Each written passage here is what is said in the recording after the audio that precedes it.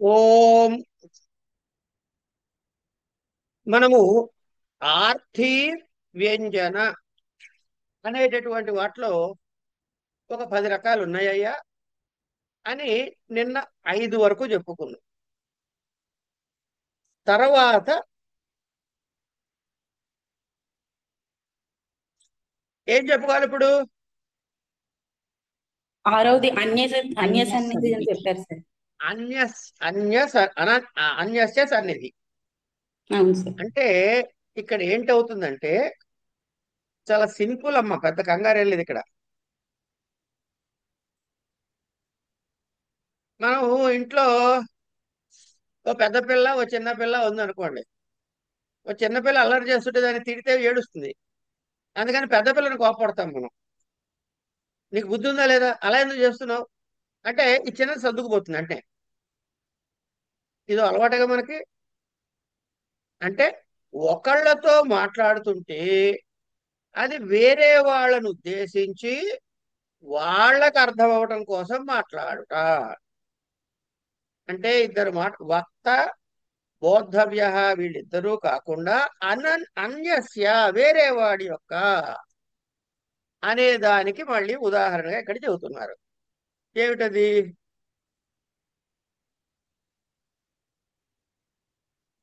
ను నుదత్యనార్థమనాః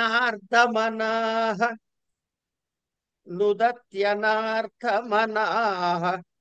శ్వశుర్మాం శ్వశ్రూః మాం శ్వశ్రూర్మాం గృహభా గృహభరే సకలే క్షణమాత్రం యది సంధ్యాయాం భవతి నవా భవతి విశ్రామః. ఇక్కడ ఒక యువతి ఉంది. ఆ యువతినితో కలవటానికి వేరే అంకుల్ వచ్చి అక్కడ నుంచుని ఉన్నాడు దూరంగా. ఏమండి? అయితే వాడు తటస్థంగా వీడిని ఉపనాయకుడు అంటారు. కింద చూడండి, అత్ర సంధ్యా సంకేత కాల ఇటు తటస్థం ప్రతి కయాచిత్ ద్యోత్యతే. ఏం చేస్తుంది ఇక్కడ? ఎవరికో చెబుతున్నట్లుగా, ఇంటి ఎదుర్కొన్న ఇంటి వాళ్ళకో పక్కింటి వాళ్ళకో లేకపోతే మన ఇంట్లోనే ఇంకోళ్ళకో ఏదో చెబుతున్నట్లుగా, బయట వాళ్ళకే చెప్పాలి ఎందుకంటే ఇంట్లో సంగతి అందరికీ తెలుసుగా, చెబుతున్నట్లుగా ఆయన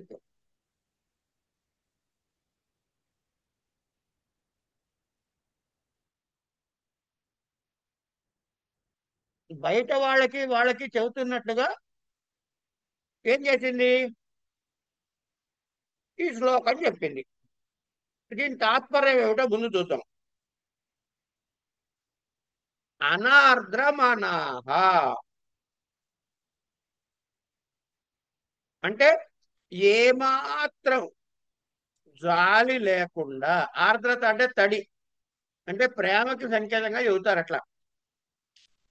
ఏమాత్రం ప్రేమ లేని, జాలి లేనటువంటి శ్వశ్రూహు, మా అత్తగారు మా నన్ను గృహభరే సకలే నుదచ్చి, నన్ను ఇంట్లో అన్ని పనులు ఏం చేసింది? నా నెత్తిమీద పడేసింది, నా మీద పడేసింది. ఇంటి పనులు అన్నీ నేనే చేయాలి. క్షణమాత్రం క్షణమాత్రం నభవతి విశ్రామ, క్షణం కూడా నాకు తీరికుంటు ఉండదు. ఎప్పుట? సంధ్యాయా భవతి నవా భవతి విశ్రామ.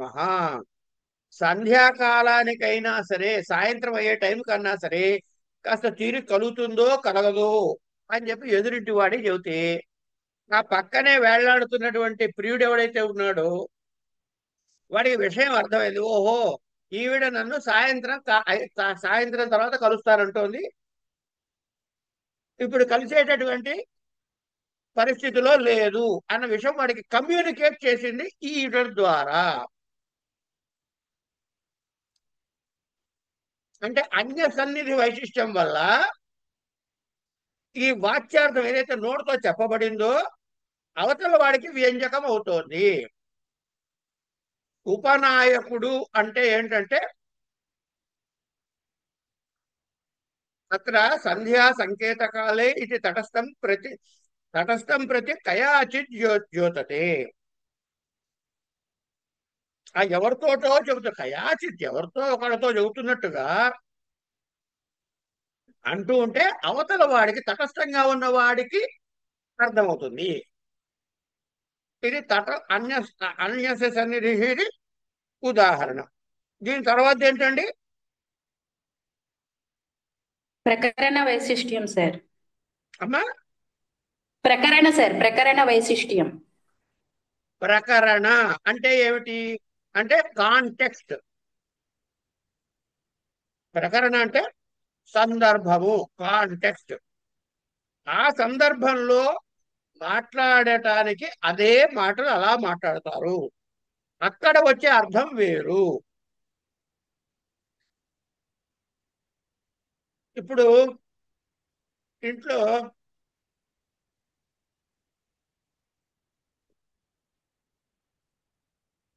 ఈ ఆడపిల్ల చుట్టాలు వచ్చారనుకుందాం, కాసేపు ఎదర 2 రోజులు సెలవులు ఉన్నాయి. అందులో ఉండదండి నేను మాట్లాడేది. శ్యామల గారు ఏంటి వెతుక్కుంటున్నారు?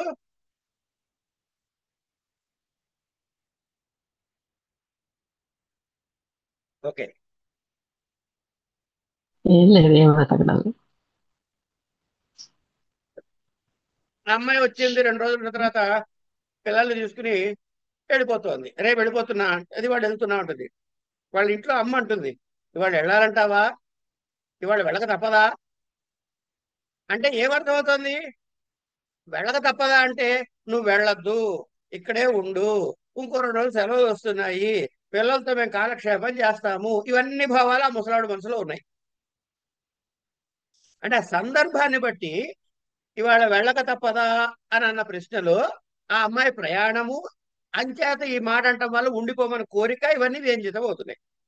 అట్లాగే ఇక్కడ సింపుల్ గా అట్లాంటిదే ఒకటి ఉంటుంది, చూద్దాం. అదే అనుకుంటున్నా. ఇక్కడ చూడండి, శ్రూయతే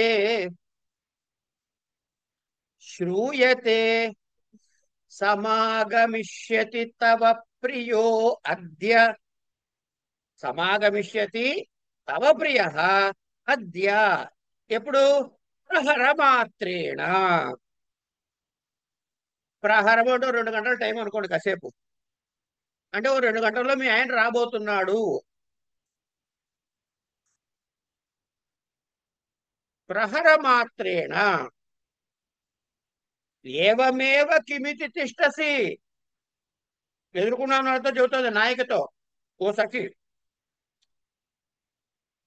సఖి ఏవమేవ కిం తిష్టతి, కిమితి తిష్టతి తత్ సజ్జయ కరణీయం.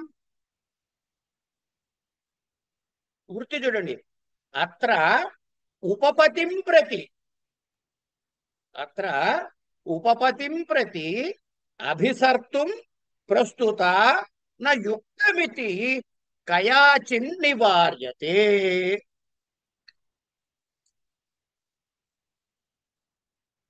అంటే ఉపపతి అంటే ఏమిటంటే,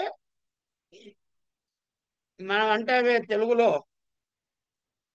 భర్త ఉండగా ఇంకొకరిని భర్తగా భావించి వాడితో తిరుగుతూ ఉంటుంది, వాడు ఉపపతి అంటే. ఈ నాయిక వాడిని కలవడానికి వెళ్ళటము అన్నది ఇక్కడ సందర్భం.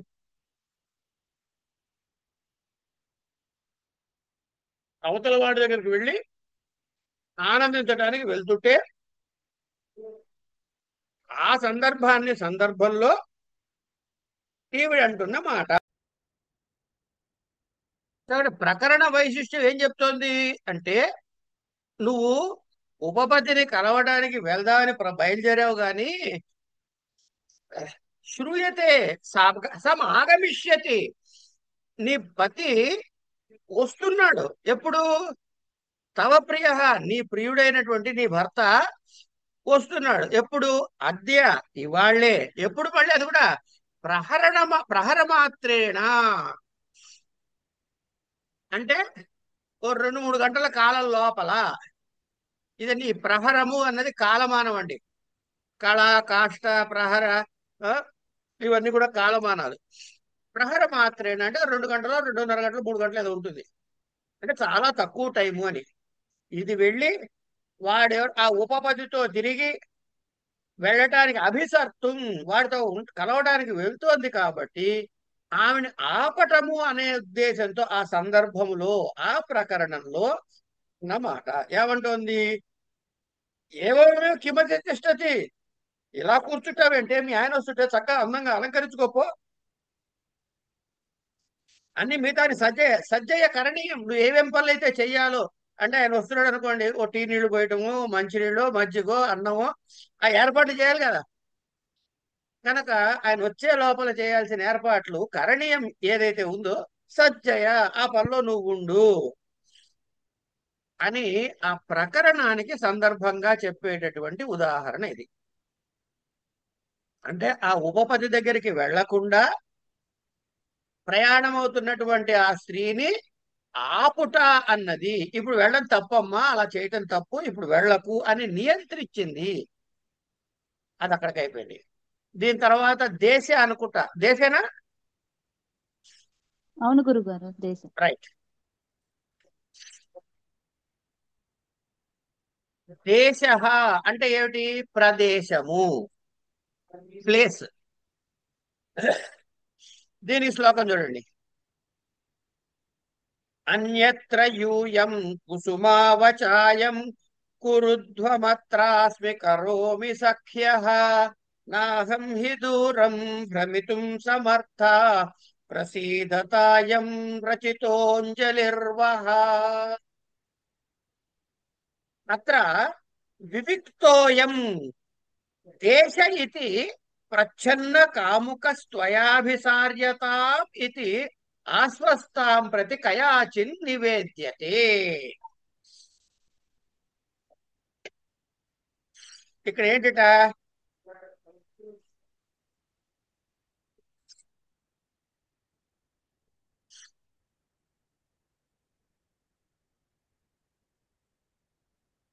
ఈ నాయకు ఉందండి.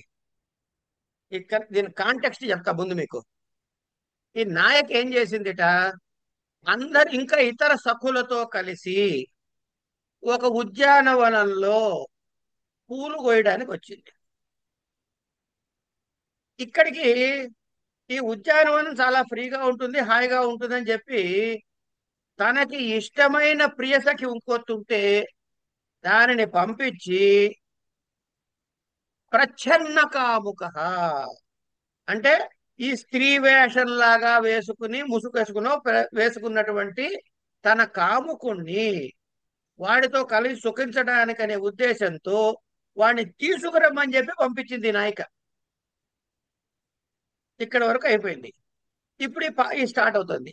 అది రావటం అంటే ఆ సఖి ఎవరైతే ఉందో ఆ సఖి ఆ కాముకుని, ప్రచ్ఛన్న కాముకుని వేషం మార్చుకుని, ఆడస్త్రీ వేషం వేసుకుని, బట్టలు ఏదో వేసుకుని వీళ్ళలాగా అలంకరించుకొచ్చిన వాడిని తీసుకొచ్చిందని గమనించి మిగతా సఖులతో చెబుతోంది ఏమని, యూయం మీరంతా అన్యత్ర కుసుమావచయ, మీరు ఆ వేరే చోటికి వెళ్ళి, ఇక్కడ కాకుండా ఈ ప్రదేశం వదిలేసి వేరే దూరంగా వెళ్ళి అక్కడున్న పూలన్నీ కొయ్యండి, కోసుకోండి. ఎందుకుట? ఇక్కడ కొన్ని పూలు ఉంటాయి, అందరూ పూలు కోసేస్తే ఇది కోసేందుకు పూలు ఉండవు. అందుకని ఏం చేసింది, మీరందరూ వచ్చేసిందా, ఏమనుకోద్దు.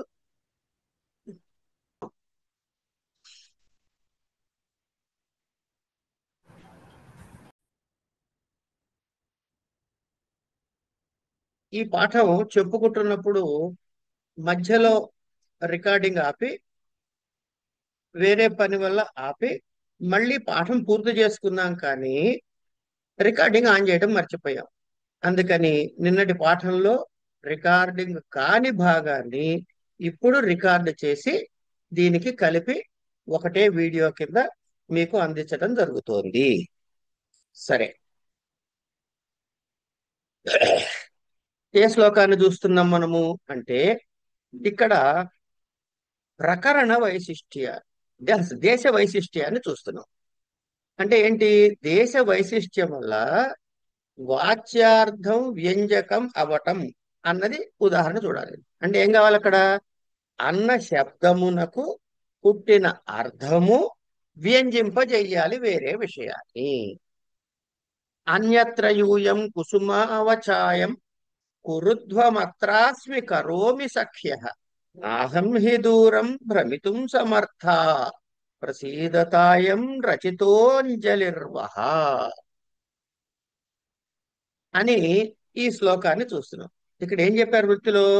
అత్ర వివిక్తోయం దేశ ఇది ప్రచ్ఛన్న కాముకస్తు త్వయా అభిసార్యతాం ఇది ఆశ్వస్తాం ప్రతి కయాచిన్ నివేద్యతే.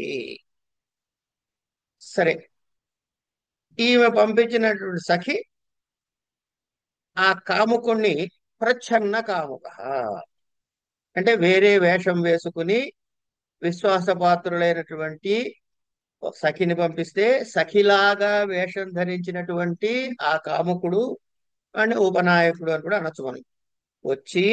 వచ్చిన తర్వాత ఆ విశ్వాసపాత్రులైన సఖి అతనితో ఆ సఖి వేషంలో ఉన్నటువంటి నాయకుడితో వచ్చింది గమనించి మిగతా వాళ్ళతో అంటోంది ఏమని? ఇక్కడ పూలు కోసుకోవడానికి వచ్చారు కదా వీళ్ళు, ఈ పూలు మీరు కొంచెం దూరంగా వెళ్ళి కోసుకోండి, నేను ఇక్కడే ఉంటాను. ఎందుకు? నేను దూరం తిరగలేను, మీకు నమస్కారం చేస్తాను. ఇక్కడ చూడండి, ఇది ఈ ప్రదేశాన్ని తమకి మాత్రమే కుదిరేలాగా చేసుకోవాలి, మిగతా వాళ్ళు ఉండకూడదు. కనుక ఏం చేసింది? ఈ ప్రదేశంలో ఉన్న వాళ్ళందరినీ నేను పంపించేశాను, దండం పెడుతున్నా, మీరు వెళ్ళి వేరే చోట కోసుకోవడం కదా, పంపించేస్తున్నాను, కనుక నువ్వు వాడిని తీసుకురా అనేటటువంటి విషయం. వాచ్యార్థం ఏంటి? దయచేసి మీరందరూ దూరంగా వెళ్ళి పూలు కోసుకోండి అని మిగతా వాళ్ళకి చెప్పినట్టుంది. కానీ దీని నుంచి వ్యంగ్యం ఏమిటి వచ్చింది అంటే, ఆ కేవలంగా తన నమ్మకస్తురాలైన సఖి ఎవరైతే వెళ్ళి వాడిని తీసుకొచ్చిందో ఈ దేశంలో ఇప్పుడు ఎవరూ లేరు, కనుక నువ్వు వాడిని ప్రవేశపెట్టచ్చు అనే భావాన్ని ప్రత్యం చేసింది. ఇది దేశం అండి. ఇక తర్వాత కాల వైశిష్ట్యం. కాలమే కదమ్మా తర్వాత. ఇక్కడ కాల వైశిష్ట్యాన్ని వాచ్యం వల్ల ఎట్లా వ్యంజకం అవుతుంది అని చూస్తున్నాం. గురుజన పరవశ ప్రియ కింభణామి తవ మందభాగిని అహం అద్య ప్రవాసం వ్రజసి వ్రజ స్వయమేవ శ్రోష్యసి కరణీయం. వృత్తి చూడండి. త్రాద్య మధుమాస సమయే మధు సమయే యది వ్రజసి తదాహం తావత్ న భవామి తావత్ న జానామి గతిం ఇది వ్యంజతే. ఇక్కడ కథ ఏంటంటే, ప్రియ అనేది సంబోధన. గురుజన పరవశ. పరవశ అంటే ఇతరులకి అధీనములు, వాళ్ళు చెప్పే మాటలు కాదని లేకుండా వినేటివాడా? ఎవరు? గురుజన. గురుజన అంటే పెద్దవాళ్ళు. పెద్దవాళ్ళ మాటని కాదల్లేనటువంటి ఓ నా ప్రియ సఖుడా, కింభణామి, నీతో నేనేం చెప్పగలను? ఎందుకుట? మందభాగిని అహం, నేను మందభాగ్యురాలిని కనుక నీకేమీ చెప్పలేదు. ఇంతకీ గురుజనుల వాళ్ళు ఏం చేస్తున్నట్టు? ఈయన ఏదో సరే సంపాదించు రావాలి కదా బహుశా, అందుకని పొరుగురు వెళ్తున్నాడు అనమాట. ఇప్పుడు కనుక హైదరాబాద్ లో ఉన్నవాడు పూనాను బెంగళూరు వెళ్ళి రూముల్లో ఉండి ఉద్యోగం, సాఫ్ట్వేర్ ఉద్యోగాలు చేసినట్టు అనుకోండి కాసేపు. అయితే నువ్వు పెద్దవాళ్ళ మాట కాదనలేవు, నేనా నీకు చెప్పలేను మందభాగ్యురాల్ని. ఇప్పుడు నువ్వు బయటికి ప్రవాసానికి వెళ్ళదలుచుకున్నావా? వెళ్ళు. కానీ నేను ఏం చెయ్యబోతున్నానో, కరణీయం ఏదైతే చెయ్యబోతున్నానో నువ్వు శ్రోష్యసి, నువ్వు వింటావు. ఇది చెప్పదండి, వాడు వింటాడు. అంటే ఇక్కడ ఏదో జరగబోతోంది అంటే ఏంటన్నమాట ఇక్కడంటే, ఇక్కడ సూచితమైన విషయం ఏమిటంటే, అద్య అన్న శబ్దం దగ్గర ఇప్పుడు ఏమిటి పరిస్థితి అంటే, ఇది మధు సమయము. అంటే సాధారణంగా మధుమాసం అన్నది సంసారానికి, ఇద్దరు కలిసి ఆనందంగా గడపటానికి, రమణక్రియకి ఉత్తమమైన కాలముగా పెద్దలు చెబుతారు, శాస్త్రాల్లో చెబుతున్నారు, అలంకారికులు చెబుతారు, కవులు చెబుతారు. కనుక ఇలాంటి మధు సమయంలో నువ్వు నన్ను వదిలేసి వెళ్ళిపోతున్నావు, అందుకని నేను మందభాగిని. పోనీ నేను అడ్డు పెడదామా, నువ్వు పెద్దవాళ్ళ మాట వినే రకం. కనుక నీకేంటి, ఈ మధు సమయంలో నన్ను విడిచిపెట్టదలుచుకుంటే వెళ్ళు, కానీ నేను బతకను అనే విషయాన్ని నువ్వు తర్వాత వింటావు. నేను ఏం చేయనున్నానో నువ్వు తర్వాత వింటావు అంది. ఇక్కడ ఏం చేయడం అంటే నేను ఇంకా జీవించి ఉండను అన్నది కూడా ఒక భావం. కనుక ఇక్కడ ఇతరత్రమైనటువంటి వ్యంజకాలు ఏమున్నా కూడా ప్రధానంగా ఇక్కడ మనకి ఏం చెప్పారంటే అద్య అంటే మధుమాసం అనే కాలాన్ని ఇక్కడ నిర్దేశించటం వల్ల దీన్ని కాల వైశిష్ట్యానికి ఉదాహరణగా, వ్యంజకత్వం ఎట్లా వస్తుంది వాచ్యం నుంచి అనే దానికి ఉదాహరణగా చెప్తారు. ఇక్కడికి ఇవైపోయినాయి. ఇక చివరిది ఆదిహి. ఆదిహి అంటే ఏమిటి? మొదట్లో చూడండి ఒకసారి, తీయండి, మొదటిది తీయండి. ఎక్కడికి వస్తాము? తృతీయోల్లాసం ప్రారంభం చేసిన తర్వాత వక్తృబోద్ధవ్యకాకూనాం వాక్య వాచాన్య సన్నిధే ప్రస్తావదేశ కాలాదే. దేశకాలాలు చెప్పుకున్నాడు. కాల ఆదేహే ఇతరములైన వైశిష్ట్యాత్ అన్నాడు కదా. ఆ ఇతరములు ఏమిటో చూడబోతున్నాడు. ఇతరములు ఏమిటై ఉంటాయి అంటే ముందు చేష్టల గురించి చెప్పారు. ఈ చేష్ట అన్నది ఎట్లా ఉంటుంది అనే విషయాన్ని గురించి చెబుతున్నారు. ఈ ఆదిగ్రహణం వల్ల వృత్తి చూడండి, ఆదిగ్రహణాత్ చేష్టాదేహే తత్ర చేష్టాయా యథా. చేష్టకు ఉదాహరణ చెబుతున్నాడు. ఇది 10వ. నిజానికి 9 డిఫైన్ చేశారు. ఆది అని 10వ వదిలేశాడు. 10 నుంచి అని ఆది శబ్దం ఉంటుంది. ఇక్కడ చేష్ట విశేషంగా చెప్పాడు కాబట్టి 10వ కింద లెక్క పెట్టుకుంటున్నాం. చేష్ట తర్వాత ఆదేహాన్ని 11, 12, 13 ఎన్ని ఉంటే అన్ని. అంటే ఇక్కడ నియమించబడలేదు, ఎన్నైనా రకాలు ఉండవచ్చు. అంటే ఉత్తరోత్తర అలంకారికులు వాటిని చెప్పవచ్చు గాక. ప్రస్తుతానికి 10.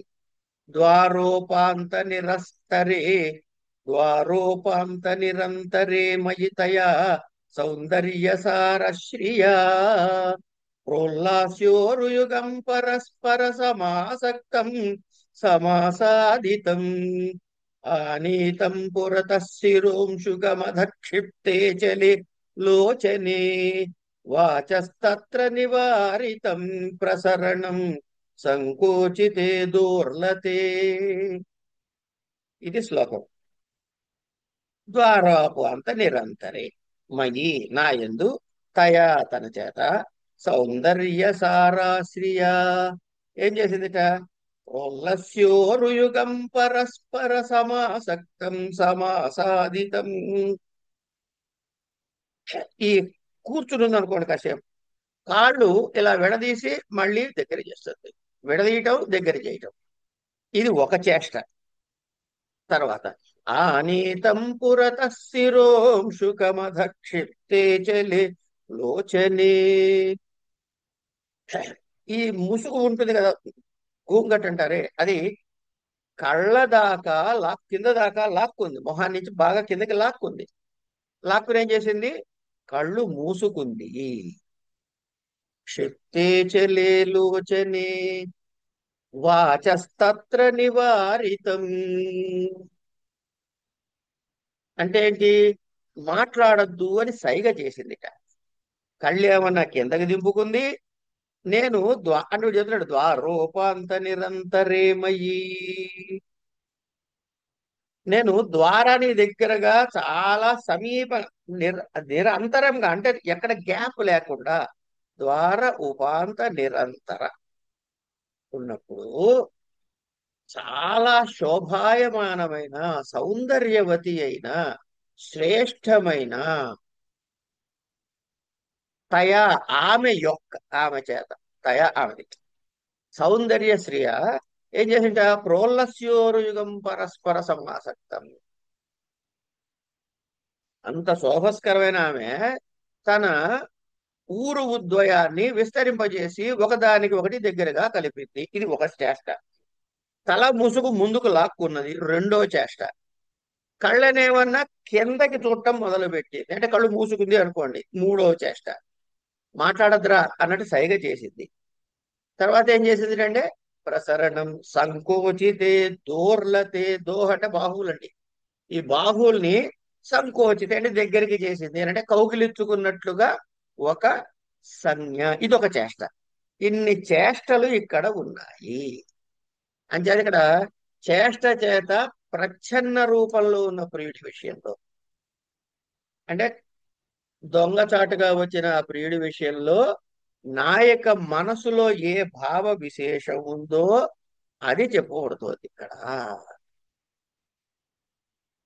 ఈ ఇది కామశాస్త్రమునందు వీటి యొక్క ఈ చేష్టలకి ప్రత్యేకమైన అర్థములను వ్యంజింప చెప్పారు అని పెద్దలు చెబుతారు. ఎందుకంటే వ్యాఖ్యానతో విశేష ప్రతిపత్తి అన్నారు.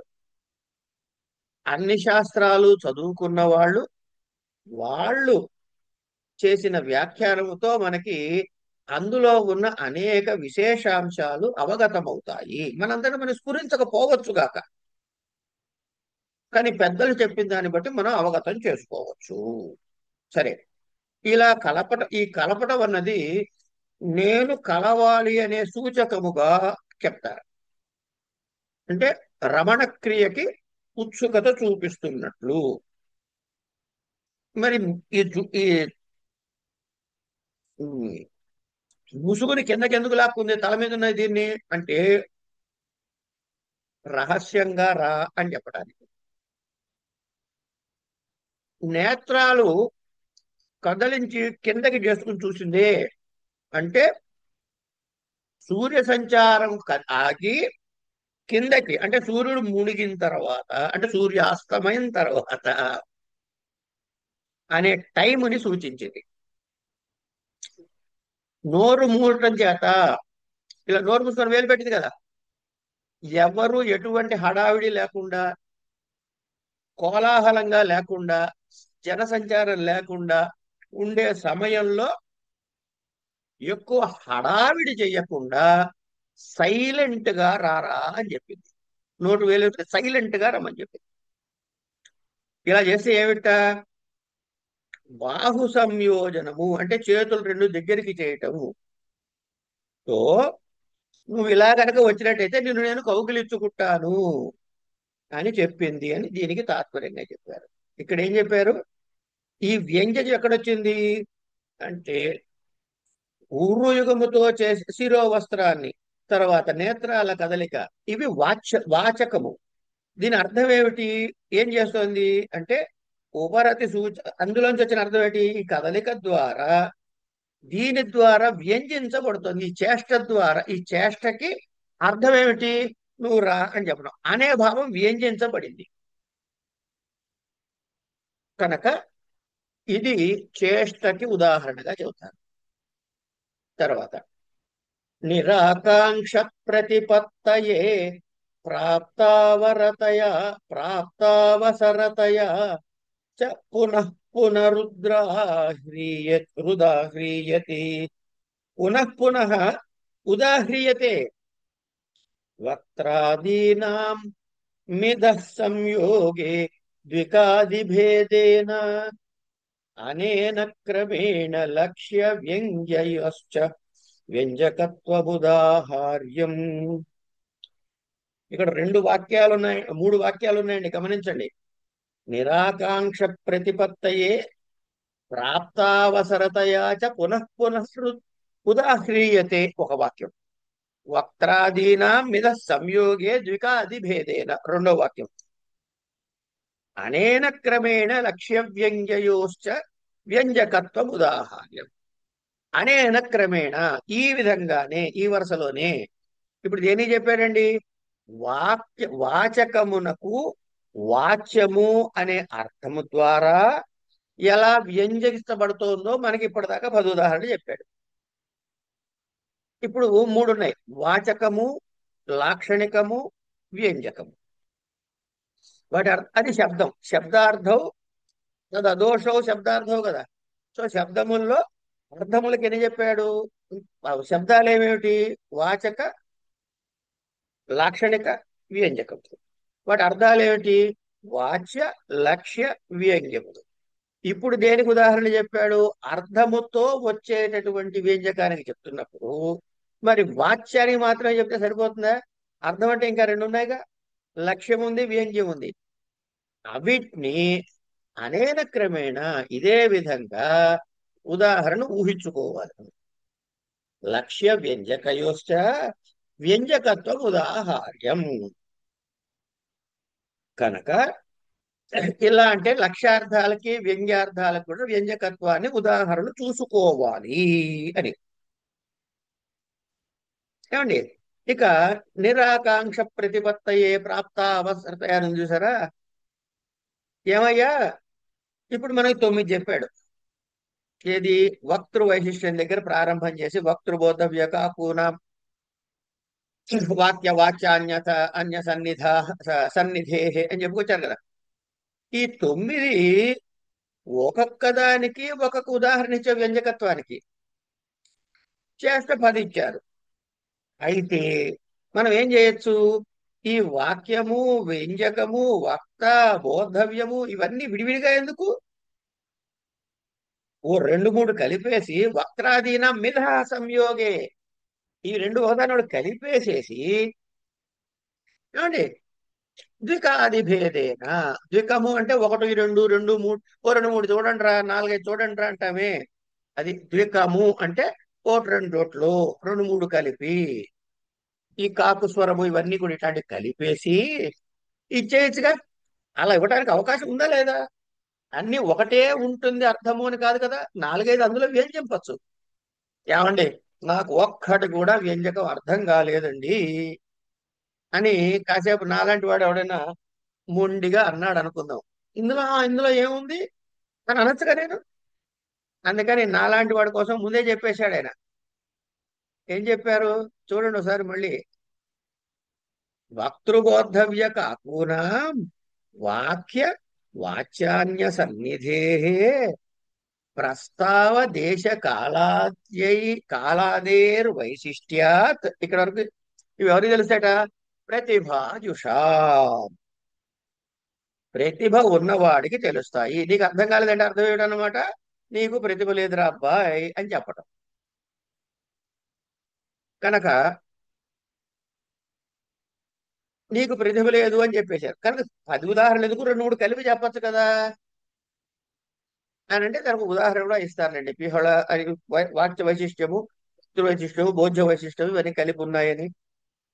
ఇట్లా ఏ ఏ శ్లోకాల్లో ఏవేవైతే ఉన్నాయో ఆ కాల వైశిష్ట్యాలు ఎలా ఉన్నాయి అని ఈ 3 శ్లోకాల్లోనే 10 అంశాలు ఉదాహరణ చూపవచ్చు కదా అని పైనిచ్చిన శ్లోకాల్ని ఉదాహరిస్తున్నాడు. చేస్తే ఈ 10కి విడివిడిగా ఎందుకు చూపటము అనంటే, ఒక ఇప్పుడు వైశిష్ట్యం ఉంది. ఏది? వక్తృ బోద్ధవ్య కాక్వాది వైశిష్ట్యం ఉందనుకోండి. ఏది ప్రధానము, ఏది అప్రధానము? ఒకటి ప్రధానముగా ఉంటుంది, మిగతా అప్రధానంగా ఉండొచ్చు గాక. కనుక ఏది ప్రధానంగా తీసుకోవాలి, ఏది అప్రధానంగా తీసుకోవాలి అనే సంశయం లేకుండా ప్రతి ఉదాహరణని అందులో ఆ అంశము ప్రధానముగా ఉండేలాగా ఉదాహరణలు ఇచ్చారు. ఎందుకు? చదువుకునే వాడికి ఎటువంటి సంశయాలు లేకుండా మనసులో ఈ విషయం అర్థం కావటం కోసం. ప్రాప్తావసరం అన్నాడు కదా అని మాటి మాటికి విడివిడిగా ఉదాహరించడానికి కారణం ఏంటంటే, ఈ వక్తృ వైశిష్ట్యాదులు 2 కానీ 3 కానీ కలిపేసి చెప్తే వాడిని మళ్ళీ మళ్ళీ విడగొట్టుకుని ఏది దేందో అనే చూసుకోవడం కష్టమవుతుంది కాబట్టి ఇలా విడివిడిగా ఇవ్వడం జరిగింది. అయిన తర్వాత లక్ష్యార్థ వ్యంగ్యార్థాల నుంచి వచ్చే వ్యంజకత్వాన్ని కూడా ఇలాగే ఊహించుకోవాలి అని చెప్పాడు.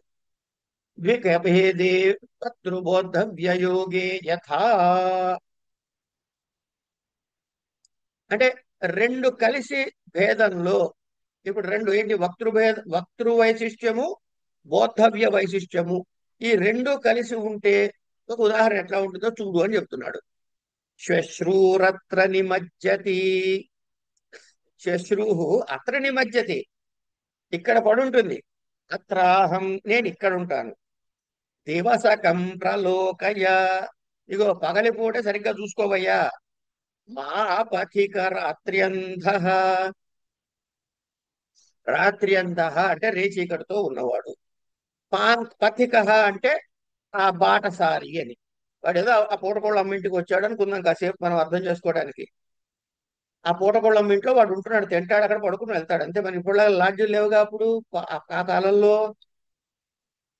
సరే, ఆ అత్తగారి కోడలు గారు యుక్త వయసులో ఉన్నది. కారణం ఏమన్నా కానివ్వండి, వాళ్ళిద్దరే ఉన్నారు. ఇక్కడ ఇది చూద్దాం. ఈవిడేం చెబుతోంది? శ్వశ్రూరత్ర నిమజ్జతి. నిమజ్జనం అంటే ముంచటం. అంటే ఏంటంటే ఆ కుక్కి మంచంలో పడి ఉంటుంది. కడదలకుండా ఆ కుక్కి మంచంలో పడి ఉంటుంది. ఇగో ఇది మా అత్తగారు పడుకునే ప్లేసు. అత్రాహం, ఇక్కడ చూడండి. అత్రాహం అన్నప్పుడు ఏం చూపిస్తోంది?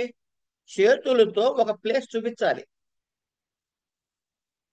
కదా. అత్రాహం, ఈ ప్లేస్ లో నే పడుకుంటాను. కనుక నాయన రేచీకటితో ఉన్నవాడా, పది కూడా పొద్దున పూట సరిగ్గా చూసుకోరా నాయన. శయ్యామా వయో నిమంక్ష్యసి, నువ్వు వచ్చి ఒక రాత్రి వేళ ఏదో బయటికి వెళ్ళాలనో దేనికో లేచి మా మంచాల మీద పడగలవు. అంచేత జాగ్రత్తగా నువ్వు ఏమైనా వెళ్ళదలుచుకుంటే బాత్రూమ్కో ఏటో జాగ్రత్తగా వెళ్ళి మంచాల మీద పడవాకు అని. పడవాకు అంటే ఇక్కడ పడువు అని. ఏ మంచం మీద పడాలి? అత్తగారి మంచం మీద కాదు, నా మంచం మీద పడువు అని. దీన్ని మళ్ళీ ఇంకో ఉదాహరణలు వేరే వస్తాయి, అప్పుడు చూద్దాం దాని సంగతి. ఇక్కడ ఇది చూసుకోండి. కనుక ఏమిటైంది అంటే, నేను అత్త ఇద్దరమే ఉన్నాము, మూడో వాళ్ళు లేరు. ప్రైవసీ. ఈవిడ మనసులో ఉన్న భావాలు చెబుతున్నారు ఇక్కడ. ఆవిడకి రమించాలనే కోరిక ఉంది, అది చెప్పాలి. కనుక నాయన రాత్రి నా మంచం ఇక్కడుంది, ఇక్కడికే రా అని చెప్పాలి అనేది వ్యంగ్యార్థం. ఇది ఎవరిది? వక్తృ వైశిష్ట్యం. ఏమండి, వాడికి ఏమనిపిస్తుంది అంటే, వాడు బౌద్ధవ్యుడు కదా. వాడికి ఓహో, నేను ఇక్కడ ఇక్కడ ఆవిడ నన్ను పిలుస్తోంది, నేను ఇక్కడ ఆవిడతో సుఖించవచ్చు అనే బోధ వాడికి కలుగుతోంది. ఏకకాలంలో ఒకే శ్లోకంలో వక్తృ వైశిష్ట్యము ఉంది, బోద్ధవ్యుడి వైశిష్ట్యము కూడా ఉంది. అంచేత ఇక్కడ వాచ్యార్థం చక్కగా వ్యంజకమయ్యింది.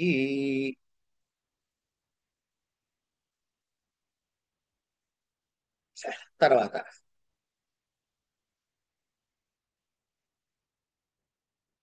అర్ధ వ్యంజకోచ్యతే అని తర్వాత మనకి చెప్తున్నాడు. తర్వాత ఏమయ్యా, ఇప్పుడు అర్థాన్ని చెప్పావు కదా, ఈ అర్థం కాకుండా అర్థంతో వ్యంజకత్వం వస్తుంటే శబ్దం వేస్టేగా. శబ్దం ఏం చేయదా అని ఒక సంశయం వస్తుందని చెబుతున్నాడు. వాచకము ద్వారా వ్యంజకము రావచ్చు, అభిధామూలక వ్యంజకం. కానీ అర్థము ద్వారా, శబ్దము ద్వారా కాదు, అర్థము ద్వారా గనక వ్యంజించబడితే ఆ అర్థం ఎక్కడి నుంచి వచ్చింది? శబ్దం నుంచేగా. శబ్దం రాకపోతే అర్థం ఎక్కడి నుంచి వస్తుంది? వాగ్ అర్థ వివసంపృక్తౌ, వాగ్ అర్థ ప్రతిపత్తయే జగత పితరౌ వందే పార్వతీ పరమేశ్వరం. కనుక శబ్దార్థములు విడదీలేరు. మరి ఇప్పుడు అర్థం నుంచి వస్తుందని శబ్దం పరిస్థితి ఏమిటి అని అంటే, నాయన శబ్దస్య సహకారిత, అర్థస్య వ్యంజకత్వే తత్శబ్దస్య సహకారిత. అర్థము నుంచి గనక వ్యంజకత్వం కలుగుతూ ఉంటే ఆ తత్ అంటే ఆ అర్థం యొక్క శబ్దము యొక్కది, శబ్దము సహకారిత్వాన్ని ఇస్తుంది అని చెప్పారు ఇక్కడ. ఏమండి, ఇలా ఇక్కడికి దీని మీద ఈ విశేషాలు అయినాయి అని చెప్పుకుని, శబ్ద ప్రమాణ వేద్యో అర్థ వ్యంత వ్యనక్త్యర్థాంతరం యతః అర్థస్య వ్యంజకత్వే తత్ శబ్దస్య సహకారిత అయిన తర్వాత వృత్తి చూడండి, ముఖ్యమైనది. శబ్దేతి నహి ప్రమాణాంతర వేద్యో అర్థో వ్యంజక అన్నాడు. ఇక్కడ ఏంటి వృత్తిలో చెప్పింది? ఏంటి? ప్రమాణము. శబ్ద ప్రమాణ వేద్యో అర్థ అన్నాడు కదా పైన కారికలో. ప్రమాణ శబ్దాన్ని వాడాడు. అంటే అర్థం ఏమిటి? శబ్ద ప్రమాణ వేద్యో అర్థ. ఇది మాత్రమే ఏం చేయగలుగుతుంది అంటే అర్థాంతరం మరొక అర్థాన్ని వ్యంగ్యింపచేసేందుకు సామర్థ్యము కలిగి ఉంటుంది. దానికి శబ్దం యొక్క సహకారిత్వం ఉంటుంది అనంటే శబ్ద ప్రమాణము తప్ప నహి ప్రమాణాంతర వేద్యో. ఇంకా ప్రమాణాలు ఏమో ఉన్నాయి అంటే ప్రత్యక్ష ప్రమాణం ఉంది, అనుమాన ప్రమాణం ఉంది, ఉపమాన ప్రమాణం ఉంది, తర్వాత అర్ధాపత్తి ప్రమాణం ఉంది, అనుపలబ్ధి ప్రమాణం ఉంది. ఇంకా 5 ప్రమాణాలు ఉన్నాయి. ఈ ప్రమాణాల ద్వారా కలిగిన బోధ ఏదైతే ఉందో అవి వ్యంజించవు, వ్యంజించడానికి వ్యంజకత్వానికి సహకారులు కావు. కనుక కేవల శబ్ద ప్రమాణమే, శబ్ద ప్రమాణములో అర్థమే వేరేటటువంటి అర్థాన్ని అర్థాంతరాన్ని వ్యనక్తి ప్రకటించడానికి సామర్థ్యము కలిగి ఉంటుంది అని ఇతర ప్రమాణముల ద్వారా గ్రహించబడినటువంటి అర్థం ఏదైతే ఉందో అది వ్యంజించడానికి ఉపయుక్తము కాదు అని చెప్పారు. అని ఈ విధంగా మనము అర్థ వ్యంజకత్వ నిర్ణయ ప్రతిపాదికము అని చెప్పబడిన తృతీయోల్లాసాన్ని కూడా యథాశక్తి పూర్తి చేసుకున్నాం. ఇక్కడితో తృతీయోల్లాసం పూర్తయింది. మన సిలబస్ కూడా పూర్తయింది. కావ్య ప్రకాశాన్ని మీకున్నది కనుక ఇక్కడ ఆపుకుందాం. తర్వాత పాఠం నుంచి వేరే సబ్జెక్టు చెప్పుకునే ప్రయత్నం చేద్దాం. స్వస్తి.